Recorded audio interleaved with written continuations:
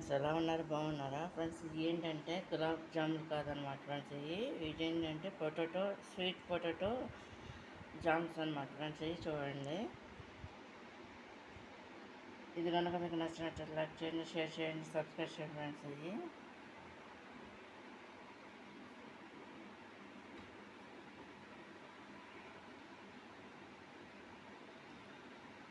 చిలకడదుంప ఉంటుంది కదా ఫ్రెండ్స్, ఇది రెడ్ చిలకడదుంప అన్నమాట.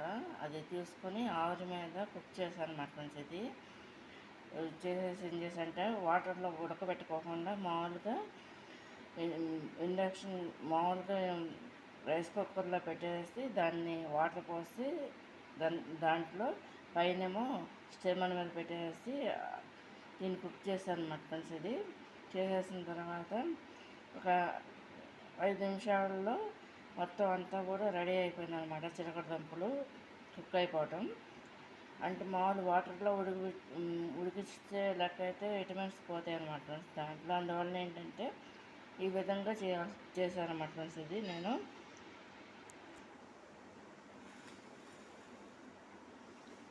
ఉడకబెట్టేసి ఆవిరి మీద ఉడకబెట్టేసి పైదంతా తోడంతా తీసేసి ఫ్రెండ్స్ దాన్ని అదంతా కూడా కలిపేసేసుకున్నాం.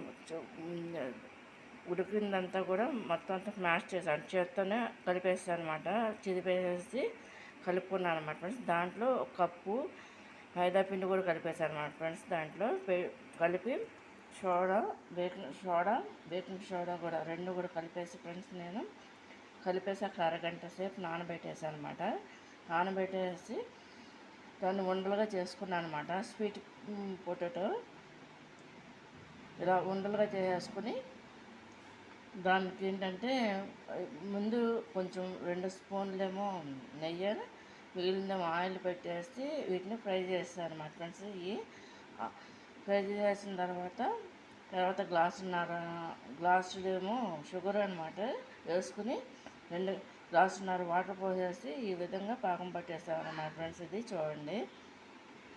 ఇది కనుక మీకు నచ్చినట్టు లైక్ చేయండి, షేర్ చేయండి,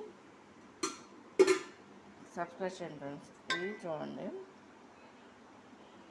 మామూలు గులాబ్ జామ్ టైప్లోనే ఉంటాయి కానీ స్వీట్ పొటాటో అనమాట ఫ్రెండ్స్. ఇవి గులాబ్ జామ్స్ అనమాట ఫ్రెండ్స్. ఇవి చూడండి.